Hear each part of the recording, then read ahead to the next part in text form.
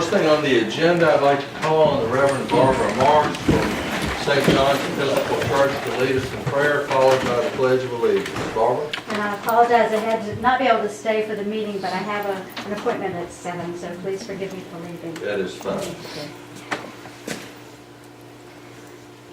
Let us pray. Lord, we come before you this evening, and as we prepare for this special season of miracles, we ask that you cover our town, the town of West Point, with your miraculous love and peace. May everyone find peace in their heart and joy in their spirit as they greet one another. As we go forward with the town business, bless us, Lord, with wisdom and integrity. Bless those who provide safety for this town with courage and protection. Bless those who work in this town with a love for the spirit of West Point. And Lord, let us love you the way you love us. And may we celebrate this wonderful season when you sent your Son to dwell among us. May we celebrate the fact that he is born again every year. And may he and his spirit be born in our hearts again this year. In Jesus' name, amen. Pledge Allegiance to the flag of the United States of America and to the republic for which it stands, one nation, under God, indivisible, with liberty and justice for all. Thank you all very much, and again, appreciate your comments. We have a wealth of announcements tonight. The first thing on the agenda is we go to citizens address to council. It's my pleasure to be able to read a resolution in honor of Charlotte Scanlon, and as you all know Charlotte and her husband Hugh. And Charlotte has been a mainstay down here for a long time, and she has been a great employee and a great friend to all of us. Whereas Charlotte G. Scanlon began working for the town of West Point on May 20, 1997, as the utility billing clerk in the Treasurer's Department, assisting customers with water bills, taxes, and DMV. And whereas Charlotte G. Scanlon transferred to the Town Manager's Department on December 1, 2004 as Administrative Assistant. During her time in the Town Manager's Department, she served in many capacities, assisting the zoning administrator and building official with permit applications and inspections, organizing the farmers market, maintaining the town's website. And whereas Charlotte G. Scanlon also served in the following positions: Chairman of the Safety Committee, Secretary to the Planning Commission, Secretary to the Board of Zoning Appeals, Secretary to the Wetlands Board, Secretary to the Virginia Department of Agriculture Area Farmers Market, Secretary and Treasurer to the Brighton Associates Area for the Building Codes and Compliance User Group, the Virginia Municipal Clerks Association Budget Committee, and liaison with the Red Cross for the town's emergency shelter. And whereas Charlotte G. Scanlon was selected by her fellow co-workers as Employee of the Year in 2008.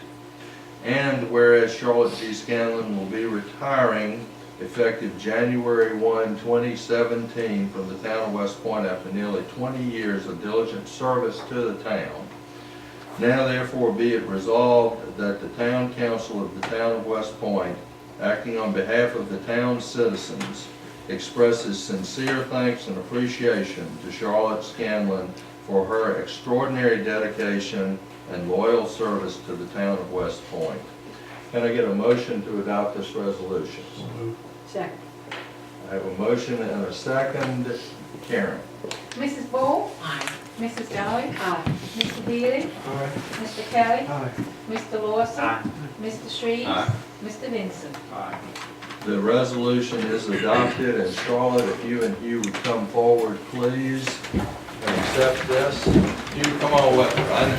Hey, I know who backed her up all the time.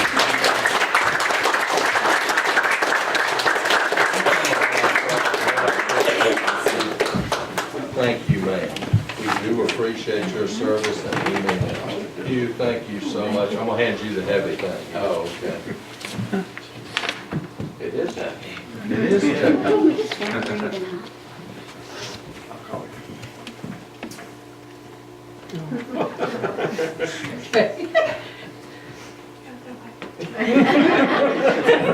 Once again. The south side of Charlotte. Thank you all.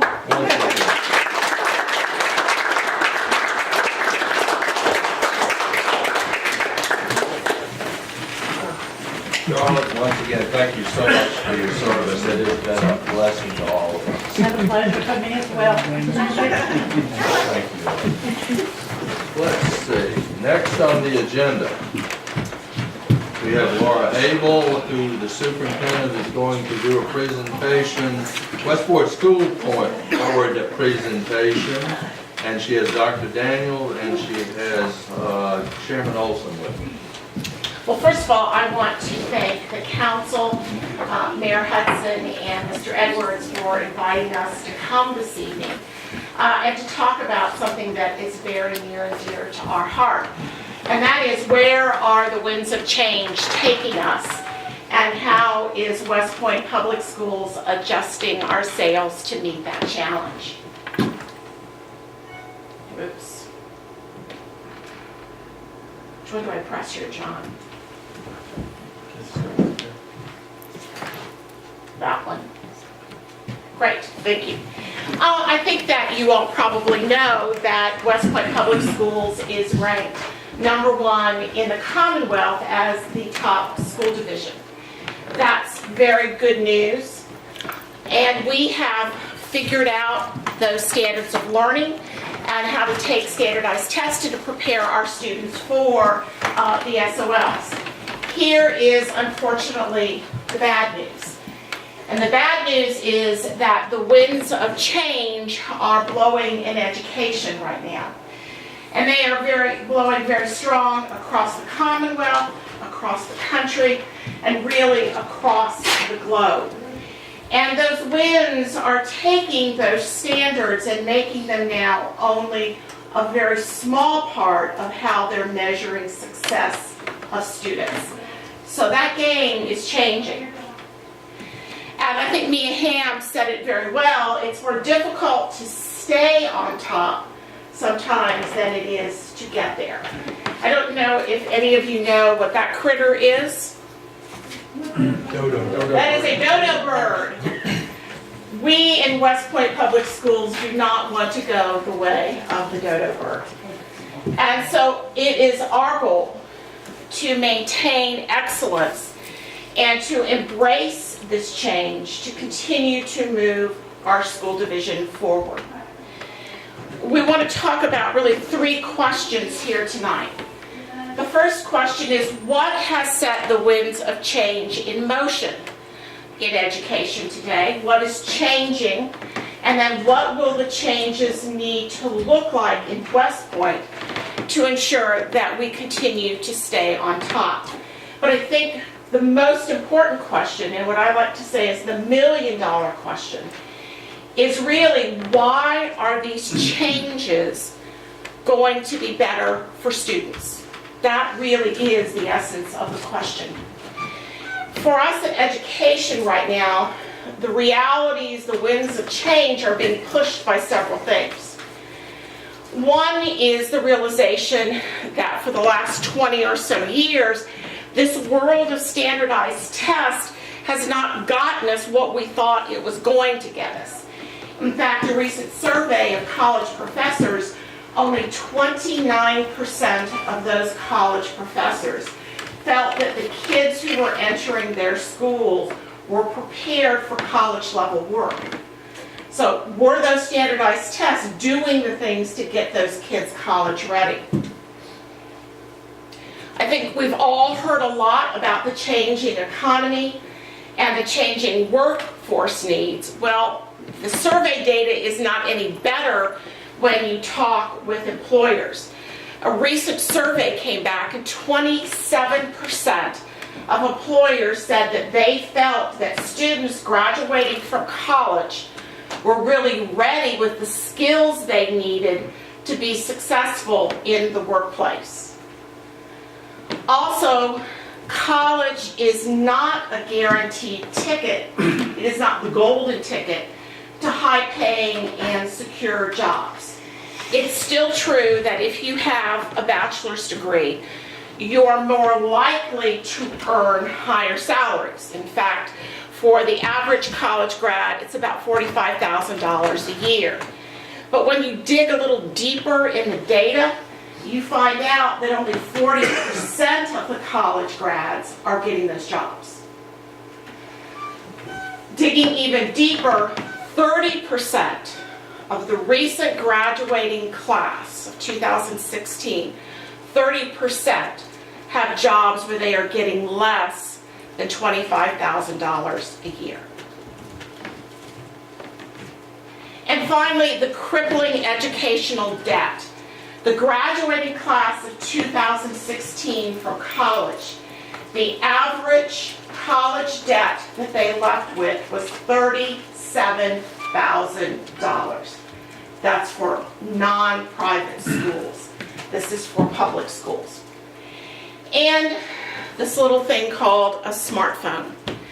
It's flipped the game really on its head, because right now all the content knowledge you could ever want to know is available at your fingertips. So it's not just enough to know it, because anybody who has access to a smartphone has access to knowledge, but rather it is about what you can do with that knowledge. We have seen literally in a couple of generations a major shift in our economy. While we still have pockets of the agrarian economy, we are no longer an agrarian economy.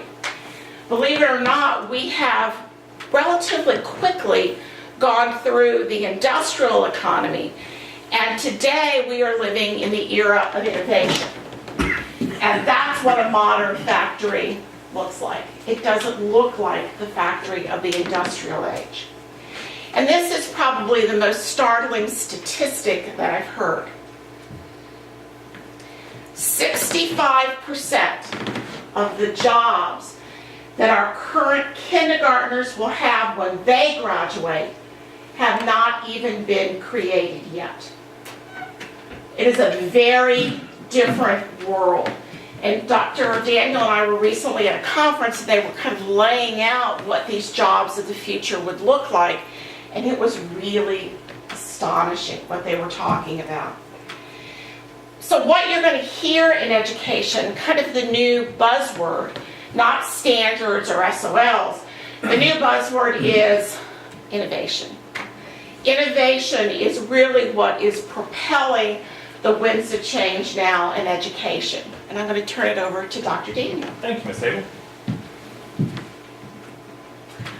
All right, so Ms. Abel has already talked a little bit about changing economies and the de-emphasis on standards. So our task is really how do we, I guess, retool West Point Public Schools to meet the future economy, to prepare our students for that age of innovation.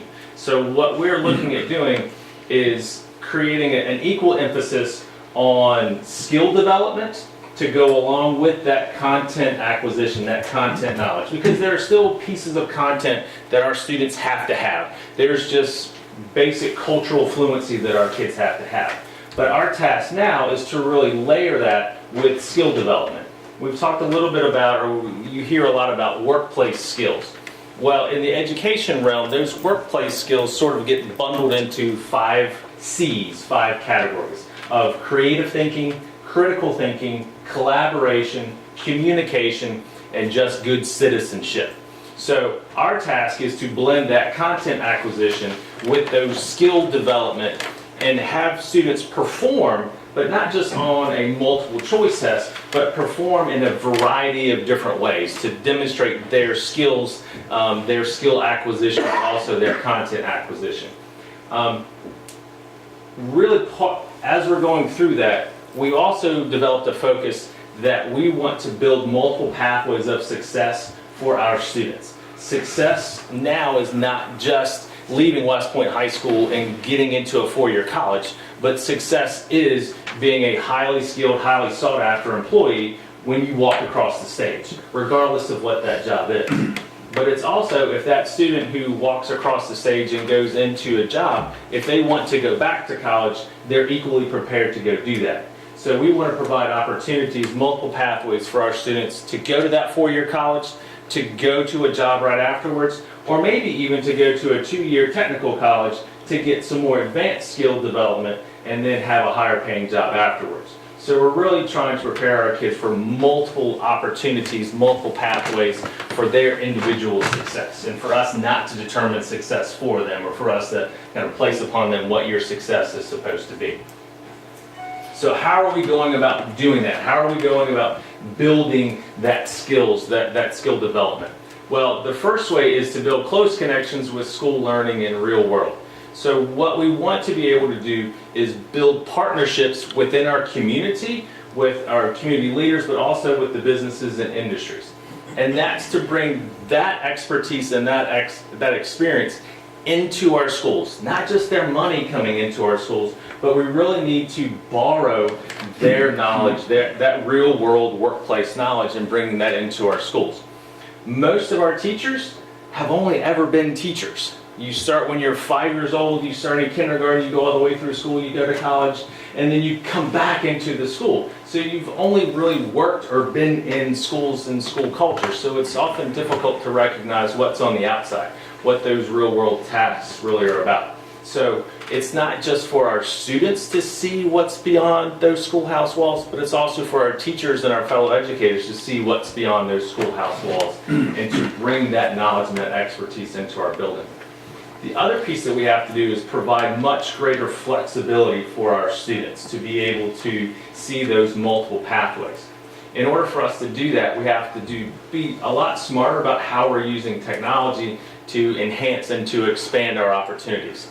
So, for example, if we don't offer that class within the walls of West Point High School or West Point Middle School, how can we take that class online? How can we partner with technical schools, neighboring technical programs? How can we partner with our peers in other school division to use some of their expertise or some of their classes? Can we collaborate with students in other places? So it's just being smarter and being more creative about technology to create more opportunities for our kids. If you look at the picture on the upper right, the clothing may be a little bit different than what you see today, but the look of that classroom is pretty similar to what we all grew up in and what we all experienced. Not a whole lot has changed within education. Like the clothing and some of the tools and gadgets that kids have are pretty similar, are different today than what's in that picture. But that classroom could be, you could change a couple things and it would look a lot like classrooms today. The other image you see is that juicy red delicious apple. It is like that one size. And that's kind of a symbol for what we've offered students for a long time. Students who were in that class would get a bite of that apple. Students could eat that apple faster than another student, but basically you're eating the same apple. You're getting the same curriculum, you're getting the same stuff. So our task is really to go about changing the place, the space, the pace, the face, and the race of education within West Point Public Schools. So the place, we believe that learning can take place anywhere, not just in the four walls of our classrooms. Learning opportunities are 24/7. Students can go online, they can go to YouTube, they can go anywhere and learn. They can learn from our mentors within the community. Those folks can come in as well. So the space, what our classrooms will look like, may be very different. It may not be desks in straight rows. It may be tables. It may be kids sitting on beanbags in the floor. It may be students on computers in the library. It may be in a different media center. It may be in the hallways. It may be downtown at the library. But that space has to be flexible for our students to be able to thrive. The pace, again, is that providing flexibility for our students to advance, to repeat, to take it a little slower, to slow it down, but it's allowing students a different sort of pace to accelerate themselves or to slow themselves down. The face of education is the understanding that students can learn from anybody, whether that's somebody online, somebody out in the community. It could be the person sitting next to them in that classroom that they're now learning to collaborate with. So the face from who they're learning from is changing. It's not just that teacher who is at the head of the classroom who is providing learning opportunities. And the race. What we've learned from colleges and employers is that there is a very large gap in skills from what employers and colleges are looking for and what schools are producing.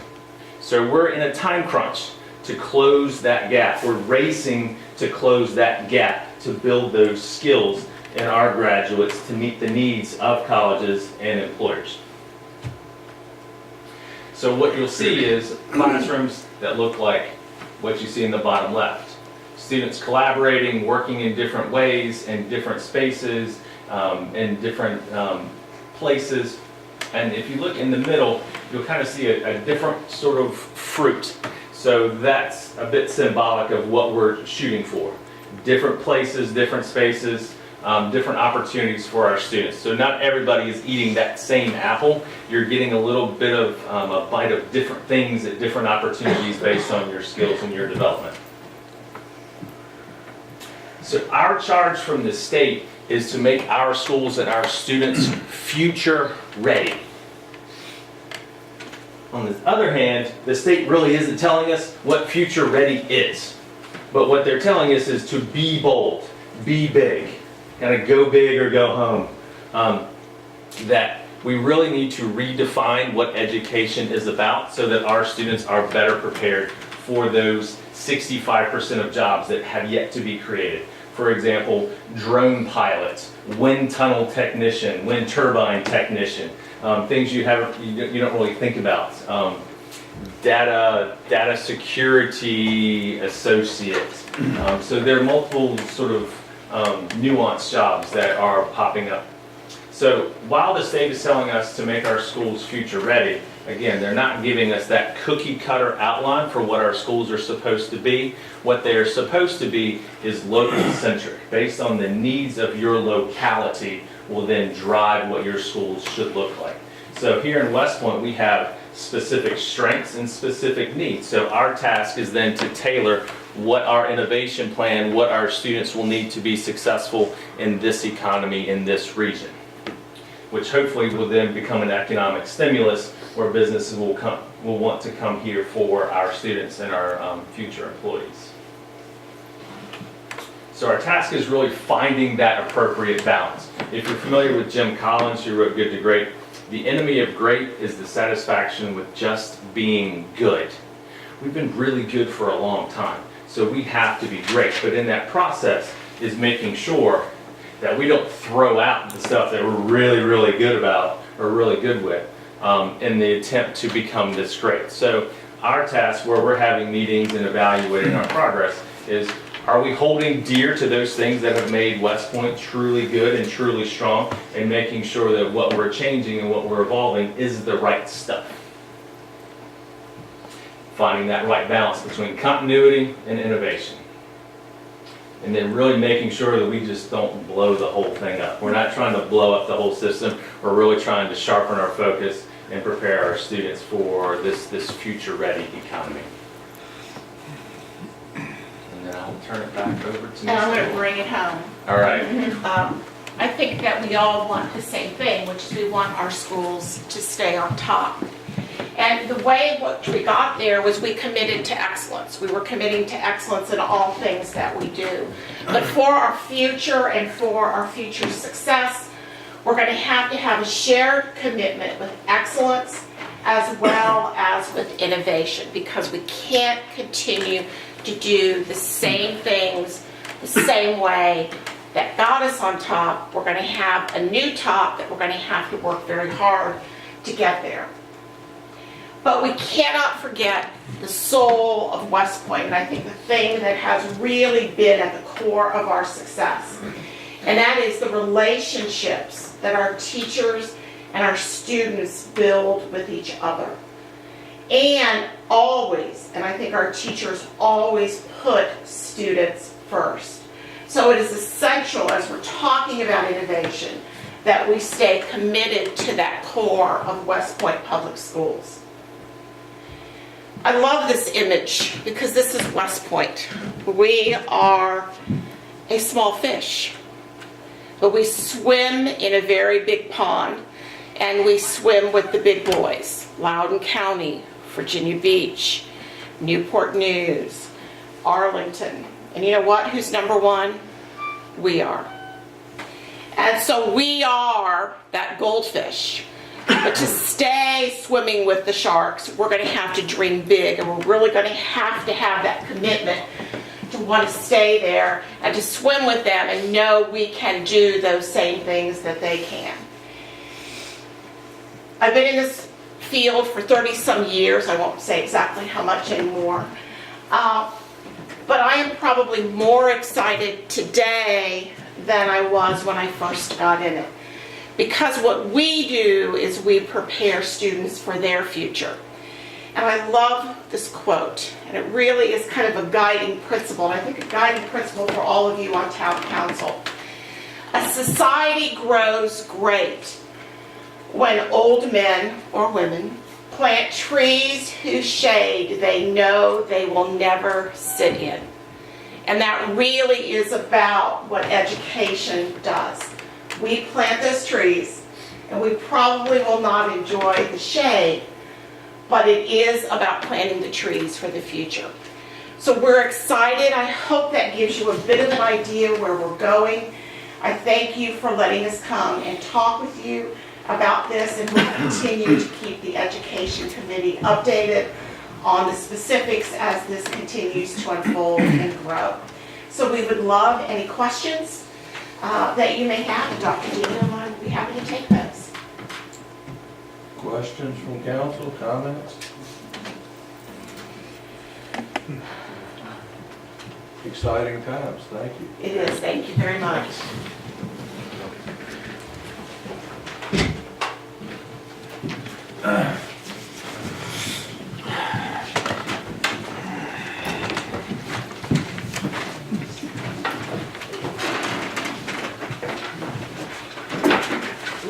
Next on the agenda is the citizens' address to council, and this is the part of the agenda where any citizen can address council on any issue germane to the deliberations of council. What we ask is that you come forward to the podium, state your name, your address, and hold your comments to 3 minutes, please, unless you're speaking on behalf of a group.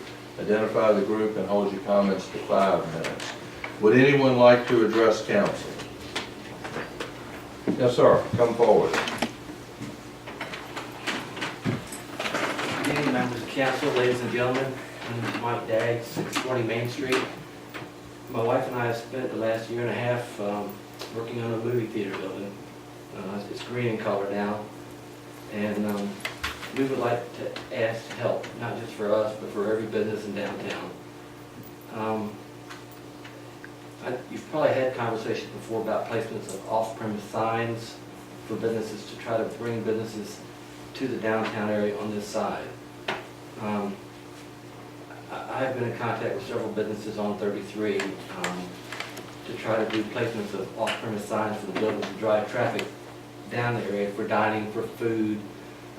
So the cafe's been open for almost 2 days over a month now. We've had a pretty good month. The town supported us very good. A lot of people said it wouldn't happen, but it did. The off-premise signs would be something in the same scale or color scheme as we got on the building, which is kiwi green with either white or black lettering. It'd be like 18 inches by 24 inches or 4 foot. Whatever the existing sign is on, like Ace Hardware has, it would be right below that. And it would say Logan's Cafe, Main Street, and an arrow point down as you come across the bridge this way. And we're going to try to get another one coming from 33 this way, so that people know coming to 33 that they have a choice from Hardee's, from McDonald's to Subway. They can take a right and come down here and see shops and everything. We're trying to address the issue for all the businesses on Main Street we talked to. Pretty much, I guess 65–70% of them about doing advertisements in the building and on our placemats on the tables for them. The corners of the walls will be placards where they can put while in town, visit Ace Hardware or the antique store or White Hog or any of the business. It's not going to cost them anything except for the price of their sign to be put up. It'll be 6 inches by, whatever length it takes to put their name up. But it's something for people who come to our establishment will see there's other places in town to go to besides just coming to eat also. They can go buy a bed or a chair or whatever. Businesses are not easy to make last. They're easy to get into, but they're not really easy to progress to get to a point where you can grow. Our hopes are that eventually we'll be able to put employees to help us out in there, and I'm asking for your all's help in addressing this. I know you've probably been asked this before, and I know you got a sign up in front of the Citizen Farmer Bank, and I believe there's another little sign somewhere across from Hardee's. I think I should come up the bridge on the right. I'm going to ask for your help in one more area. I don't know what your response is going to be, but I'm going to ask it about a drive-through window at the back of the building. Parking is, we knew going in, the parking was going to be an issue to deal with. People that have a child in a car seat in the back are not going to try to park on Main Street and come in, grab a breakfast sandwich and a cup of coffee. They're just, I don't blame them. It's tough. Hardee's has a drive-through window. Donald's has a drive-through window. Pharmacies have a drive-through window. The banks have a drive-through window. We're not asking for nothing except for a chance to be successful, in period. That's all. If things work out, we've worked really close with your building official in Holly. They've been very good. They've been patient. We've stressed a couple times, but we've got 50% of the building built out. We want to do the extra 50 if the need warrants as far as business coming in. We've had catering events in there already. It's worked out really well. Any questions, I'll be happy to try to answer and talk to anybody. I just don't know which way to go with this. We just want the best chance we can to succeed. I feel like the goldfish. So, any questions, I'll be happy to talk to you. Could you repeat the size of the sign again? I think Ace Hardware sign is, I didn't go out and measure, but I think it's like 18 inches by 4 foot, I think. As you come across the bridge on the right in front of the building, it says Ace Hardware. There's 2 4x4s up. And then there's another sign, I think right across from Hardee's, I think that the town actually put up on the right. And I don't think it has dining on Main Street to the right. I think it has dining across towards Chesapeake Corporation, if I'm not mistaken. Mr. Garsh, what I would suggest that you do is bring your, that's a longer discussion than we're going to get into tonight, but bring your concerns or your questions or your requests to the Community Development Committee.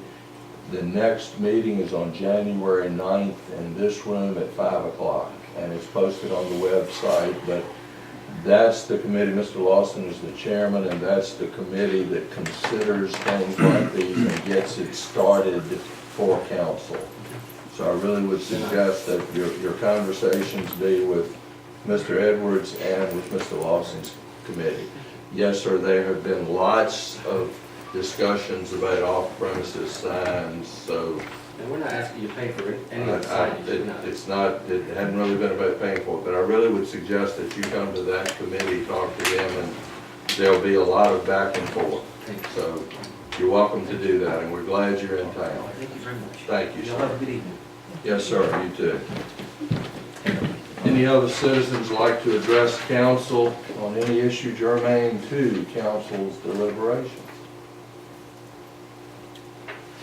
If not, that's closed. Before we move on to council response, I want to recognize Sandy Warner, who's here. I think a lot of you have met him, but Sandy is the interim county administrator for King William. Long time in James City. Before that, I think most of us know him, but if you get a chance and you don't, please introduce yourself at the end of the meeting. Thank you, Mayor. All right, thank you for coming, Sandy, we really appreciate it. All right, council response to anything you've heard, schools, Mr. Daggs, whatever. Move on? I'm moving on. All right, agenda changes. Are there any agenda changes? If not, is there a motion to adopt the agenda as printed? And a second? Karen? Mrs. Bolt, Aye. Mrs. Gully, Mr. Healy, Aye. Mr. Kelly, Aye. Mr. Lawson, Aye. Mr. Shreves, Aye. Mr. Benson. Aye. All right, if you all will, it's time for the consent agenda, and as always, if you have questions or comments as we go through, you can raise them then or save them until the end. Direct your attention to tab 2, which is the minutes of the work session and the council meeting of November 29th. First one I ever missed as mayor, and Ms. Ball ran it, and I understand you did a wonderful job, so now I can miss more. Thank you. Thank you, ma'am, for standing in, I appreciate it. Any questions, concerns, corrections, anything? Behind tab 3 is the cash accountability report for November.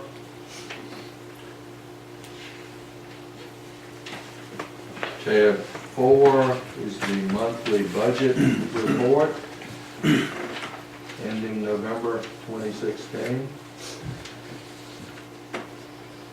Tab 5, the school fund cash report.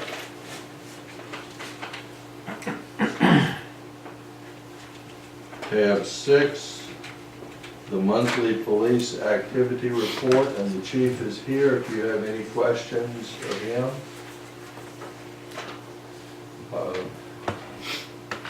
Everything going all right? Nothing but smiles with you, Mayor. Terrific, thank you, sir. Tab 7, the building official inspection report. Tim is here if you have questions of